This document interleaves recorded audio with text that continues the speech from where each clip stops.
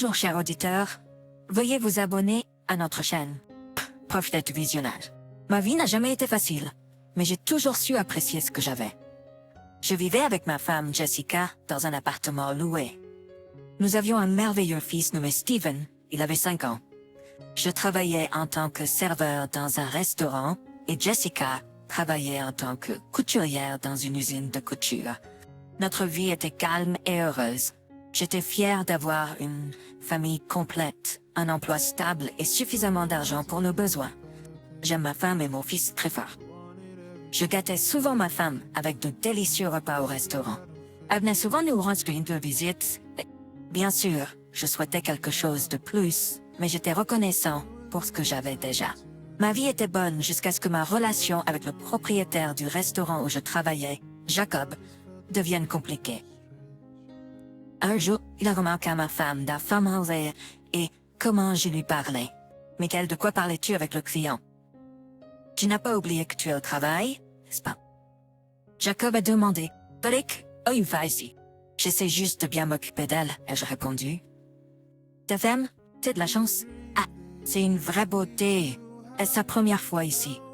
L'expression de Jacob a soudainement changé. Non, elle vient ici de temps en temps, et je lui offre nos délicieux plats et un service de qualité, comme je le ferais pour n'importe quel client. Comprends? Pourquoi ne m'as-tu pas dit que ta femme venait ici? Allons la voir, je veux la rencontrer. J'espère que tu m'as pas critiqué devant elle. Jacob a plaisanté. Non, Jacob, je n'ai parlé que positivement de toi, ai-je répondu avec un sourire. Jessica voit Jacob, le propriétaire du restaurant. Je les ai présentés lorsque nous nous sommes approchés. Jessica. C'est un plaisir de vous rencontrer, Jacob. Je suis Jessica. Je suis ravie de vous rencontrer, Jessica. C'est un plaisir d'avoir des proches, des êtres chers, des maris et des épouses aussi charmantes que nos employés qui visitent mon restaurant. J'espère que vous vous plaisez ici. A dit Jacob. Oui, Jacob, merci beaucoup. J'aime vraiment votre cuisine. Votre établissement est toujours délicieux et confortable. Jessica a répondu poliment. Alors, assurez-vous venir plus souvent. Je serai personnellement très heureux. Bien sûr, Jacob. Je reviendrai certainement. Je n'étais pas satisfait de cette conversation entre ma femme et Jacob. Jacob était un sacré avare. Il ne prêtait jamais attention aux conditions de travail de ses employés. Cependant, il aimait son système de sanctions, mais n'était jamais pressé de récompenser son personnel. Mais ce qui m'a le plus irrité, c'est la réaction de Jessica. Bien sûr, elle aurait pu être simplement polie en lui parlant. Mais j'ai remarqué qu'elle en faisait trop, et je ne comprenais pourquoi elle agissait de manière si étrange. Jessica, puis-je te demander si tu étais trop amicale avec Jacob? Suis-je en train de trop interpréter? Je lui ai demandé quand nous étions tous les deux à la maison le sti. Veux-tu dire? Jessica a demandé l'air embarrassé. Tu sais que ce type est un sacré avare, Askin. Je te l'ai dit plusieurs fois. Pourtant, aujourd'hui, on aurait dit que tu étais excessivement amical avec lui. Michael, de quoi parles-tu? C'est le propriétaire du restaurant. Je voulais juste être poli en lui parlant, rien de plus. Derrière ta conversation polie, il y avait quelque chose de plus. J'ai vraiment pas aimé ça. Je peux sourire à ce type en serrant les dents parce que je travaille pour lui, mais tu n'as aucune obligation de le faire. Michael, calme-toi.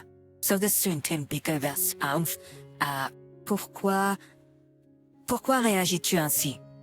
Je t'ai dit tellement de choses négatives à son sujet et on dirait que tu les ignores et que tu le traites comme si tu ne le connaissais pas. Il se moque bien des clients. Il n'interagit jamais avec personne de cette façon. Michael, je pense que tu t'énerves pour rien. Je ne dis pas que tu as tort. C'est juste possible que tu ne le connaisses pas sous un bon jour. Il est assez poli et respectueux. Jessica, es-tu en train de perdre la tête? Ce renard rusé peut dire n'importe quoi s'il veut quelque chose. Je le connais depuis longtemps. Comment peux-tu le juger aussi bien si tu n'as jamais vraiment parlé avec lui? Peut-être devrais-tu apprendre à le connaître mieux. Je pense pas qu'il soit aussi méchant que tu penses. Personnellement, je n'ai rien vu de négatif en lui. Jessica, c'est comme parler à un mur. Je te dis clairement qui il est et tu m'ignores en justifiant ce crétin. Michael, Tu dois être plus tolérant dans les gens. Par exemple, essaie d'imaginer qu'il ne pense rien de mal de toi et que tu es en train de le critiquer. Notre conversation avec Jessica a atteint une impasse. J'ai arrêté de parler et je suis allée à la cuisine pour prendre un verre de whisky et me calmer. Alors, de pas comprendre la réaction de Jessica, c'était comme si elle ne m'avait pas du tout entendu et qu'elle préférait sa première impression de Jacob à tout ce que je lui avais dit à son sujet. J'étais blessée et frustrée par cela. Cependant, le lendemain, Jessica est venue s'excuser. Elle a essayé de m'expliquer qu'elle n'avait pas voulu m'offenser, qu'elle me faisait confiance, mais qu'elle n'avait tout simplement pas remarqué cela lors de leur première rencontre. Elle a promis d'être plus réservée lors de toute rencontre future. Après cela, ma rancune envers Jacob a encore grandi. Et ce temps, Jessica est venue au restaurant. Comme toujours, j'ai commandé son plat préféré. Quand je lui ai apporté le repas, j'étais complètement stupéfait.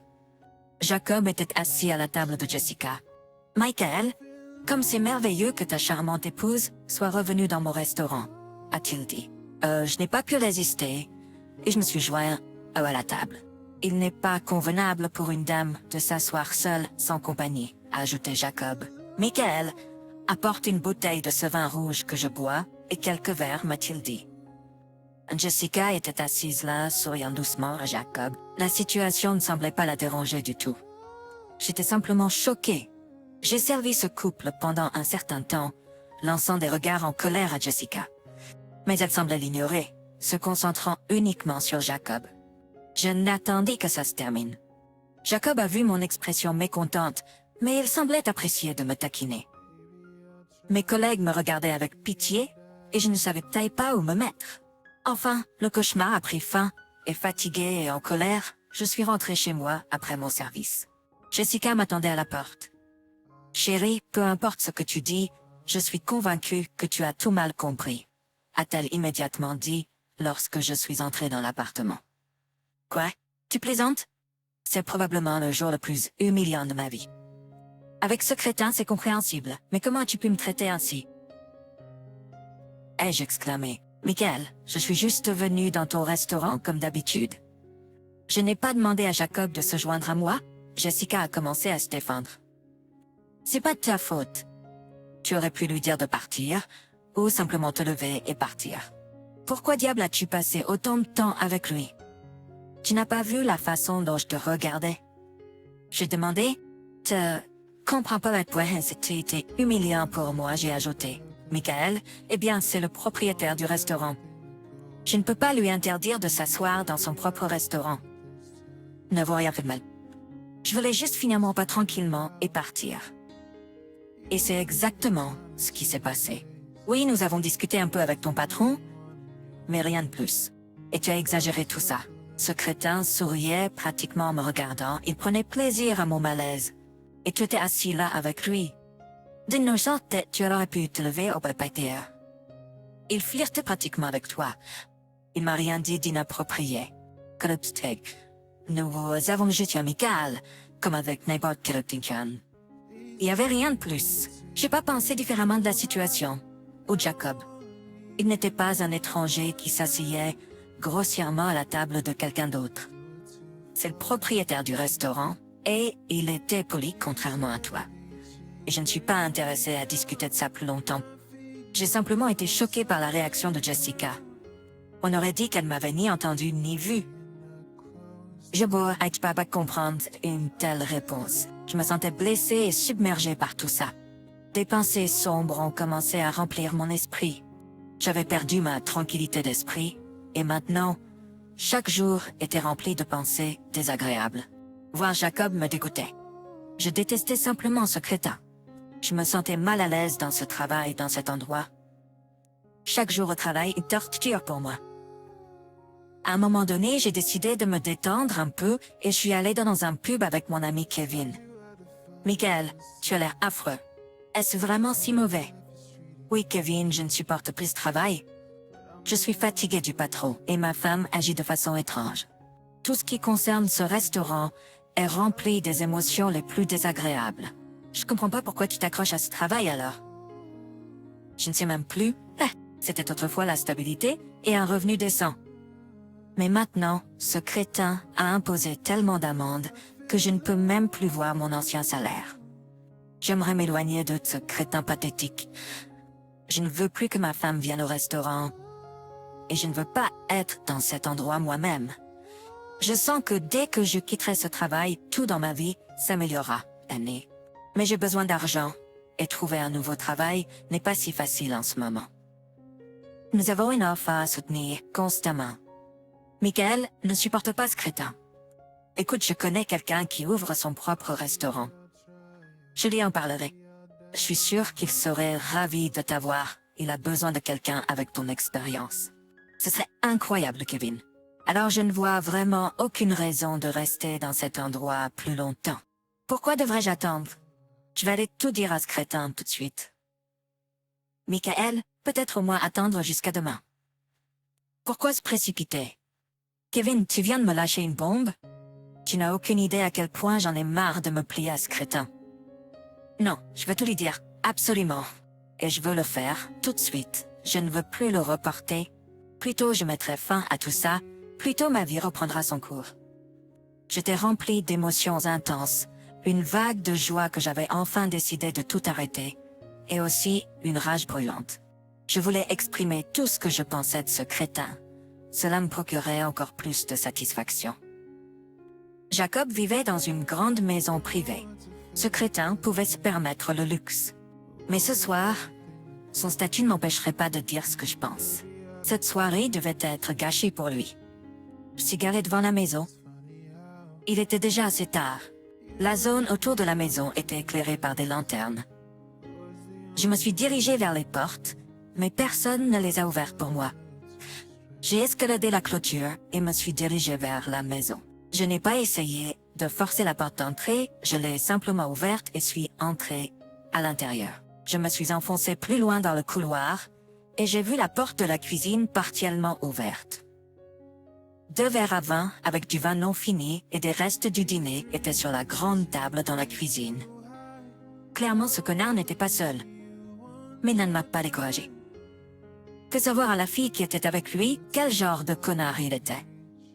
J'ai entendu des gémissements venant de la chambre. Je suis allée à la porte et l'ai ouverte. « Lève-toi, espèce de salaud !» J'ai crié en entrant. Jacob a sauté hors des couvertures et puis, la tête d'une femme est apparue. « Quoi? Vous êtes complètement folle. Les filles? » Je criais, c'était comme un boule de neige en pleine tête. Je ne m'attendais pas du tout à ça. « Michael, qu'est-ce que tu fais chez moi? »« Tu n'as rien mélangé? » Jacob a parlé avec audace. « En effet, Jacob, pardonne-moi de troubler ta paix. Je suis très coupable. Peut-être que je ne vais pas vous déranger, j'ai ricané.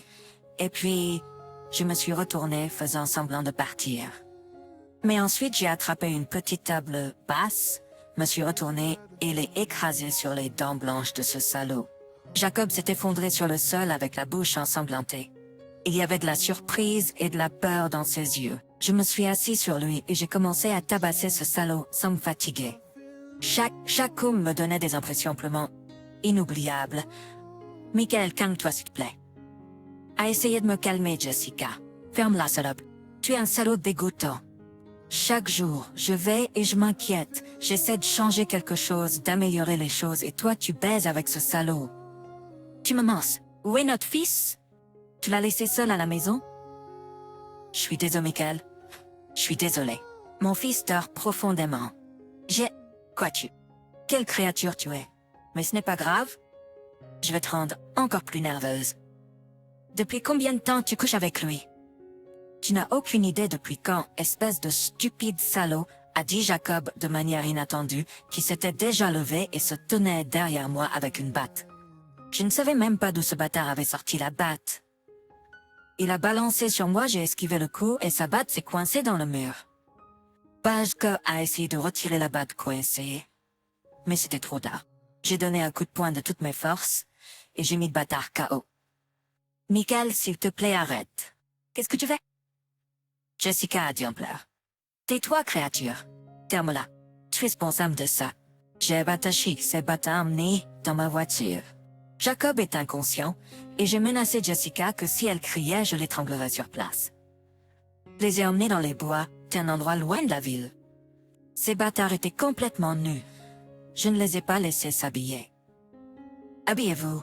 Et vous, bâtards, comme vous êtes, nature. Comme tout. Vous allez payer pour ça, espèce de bâtard malade. Jacob s'est réveillé. Tu as raison, je ne suis probablement plus sain d'esprit. Et tu dois payer pour tout, je suis d'accord. Alors, faisons en sorte qu'il y ait quelque chose à payer, hein, parce que je veux faire tomber ton ambition, et je réussirai. J'ai attaché ces bâtards à un arbre, puis Elise à une certaine distance de ces captures. Et maintenant, salope, je vais vous écraser là-bas. Les phares de ma voiture sont la dernière chose que vous verrez de votre vie. Je criais et je suis monté dans la voiture. Ces bâtards ont commencé à se débattre de peur et à essayer de se libérer. Mais ils ont pas si.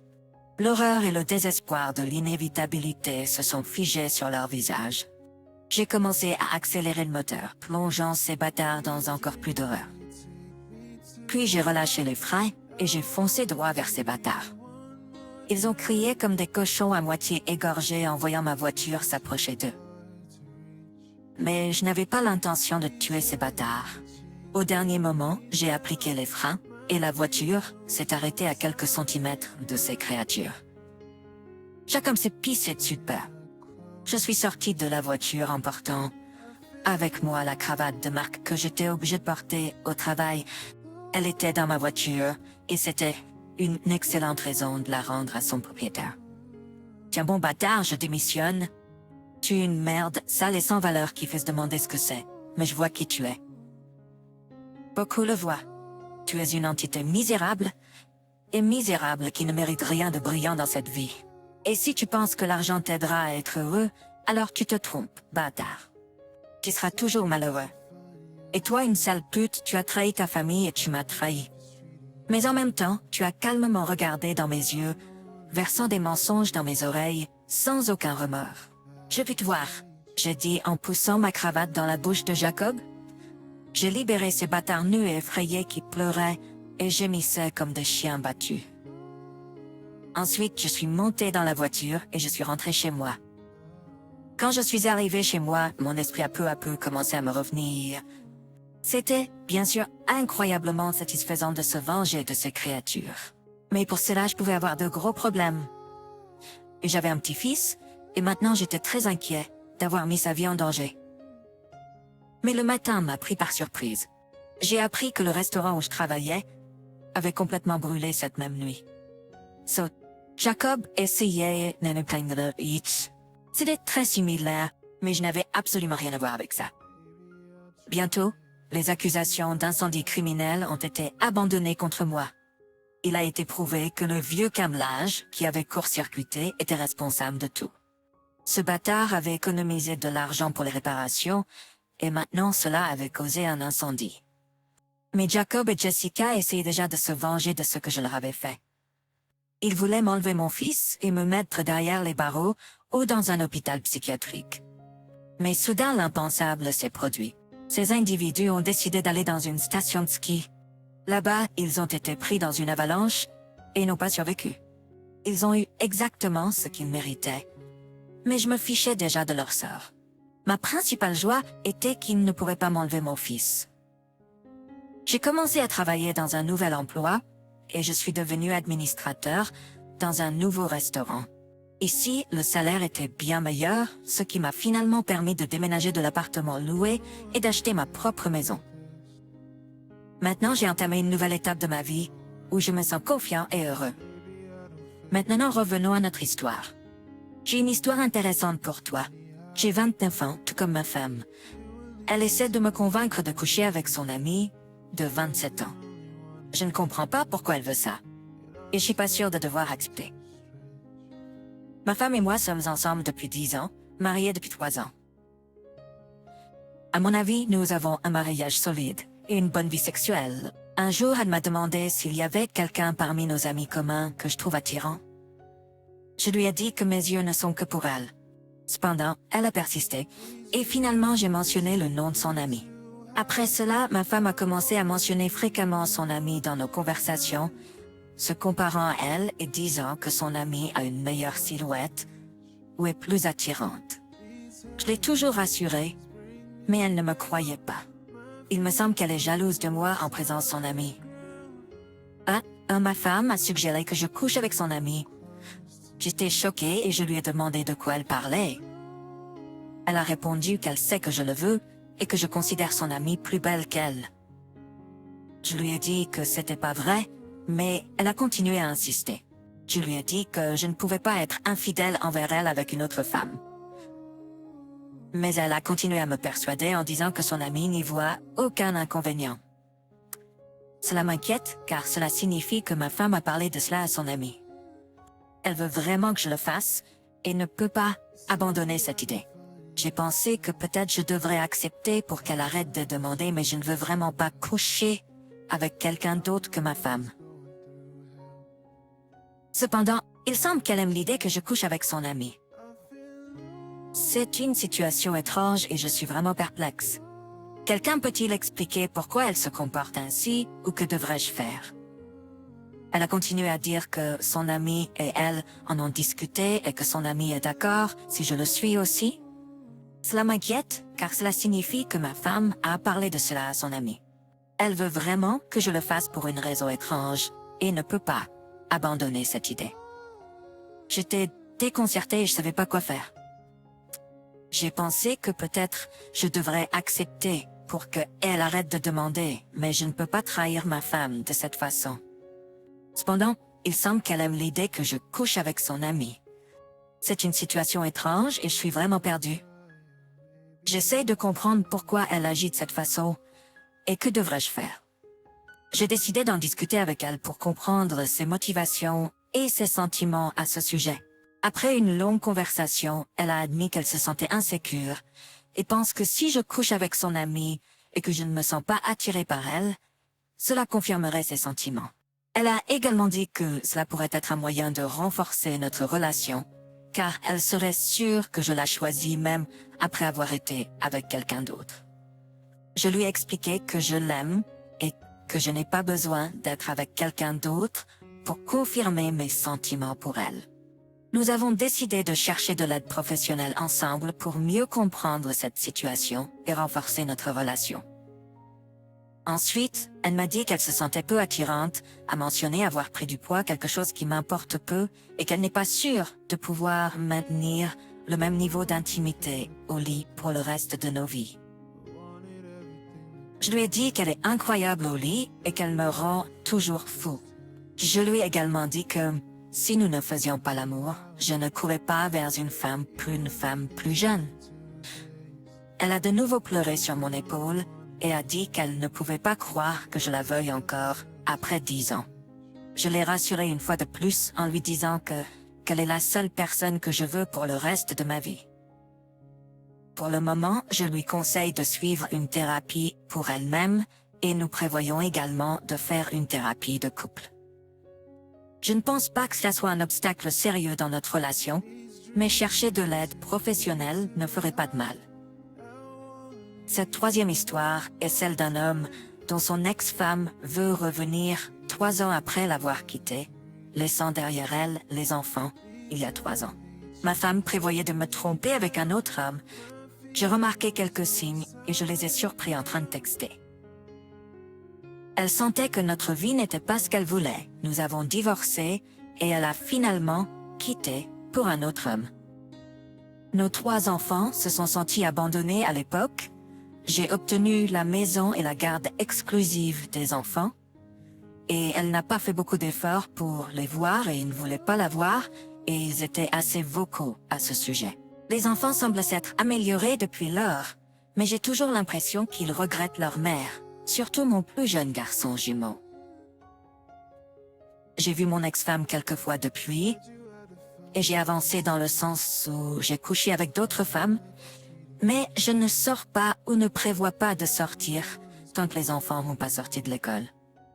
Au moins, j'ai récemment découvert que l'homme avec qui ma femme est partie est maintenant fauché et qu'il abuse de l'alcool. Elle l'a quitté et est retournée vivre chez ses parents. Elle est venue ce week-end quand les enfants étaient chez mon frère. Les enfants étaient avec mon frère dans son chalet et m'ont parlé, me suppliant essentiellement de la reprendre. Elle disait qu'elle avait fait une erreur et qu'elle avait perdu ses économies après le divorce et les enfants. Elle veut travailler dur pour que nous nous remettions ensemble et élever nos enfants ensemble. Je l'ai écoutée, mais je voulais, et elle est retournée chez ses parents. Alors voici la situation. D'un côté, je la veux vraiment de retour. Et je pense qu'avec le temps, les enfants finiront par l'accepter à nouveau. Cependant, j'ai aussi des inquiétudes quant à son départ à nouveau et à la souffrance que cela pourrait causer aux enfants. Je veux m'assurer qu'elle est vraiment engagée envers notre famille avant de considérer de nous remettre ensemble. Je suis ouvert à l'idée d'une thérapie de couple et de travailler sur nos problèmes. Mais je veux m'assurer que c'est la bonne décision pour notre famille. Les enfants seront reconnaissants d'avoir leur mère de retour. Les autres femmes avec qui j'ai été sont bien, mais il y a toujours un sentiment qu'il manque quelque chose. Même si nous nous remettons ensemble, je n'ai pas l'intention de l'épouser, du moins pas tout de suite. Et si nous le faisons, il y aura certainement un contrat de mariage. Je veux qu'elle reste chez mes parents et s'intègre progressivement dans ma vie et dans celle de mes enfants. Il y a aussi pas que je sais pas si je peux répéter. Une partie de moi la voit comme une marchandise usagée, ce qui n'est pas une bonne chose. Nous avons probablement besoin à la fois d'une thérapie de couple et familiale. Penser à l'avenir est difficile en ce moment. J'ai tellement de variables à considérer. Si elle part à nouveau, quel dommage cela causera-t-il aux enfants ou à moi-même? Mais j'ai très peur d'examiner profondément cette situation. Je crains qu'elle ne parte à nouveau et ne répète les mêmes actions une fois qu'elle se sentira à l'aise dans la relation. Si vous avez aimé cette histoire, veuillez aimer et laisser un commentaire. C'est important pour nous et cela aidera à promouvoir cette vidéo. Merci de nous avoir regardés.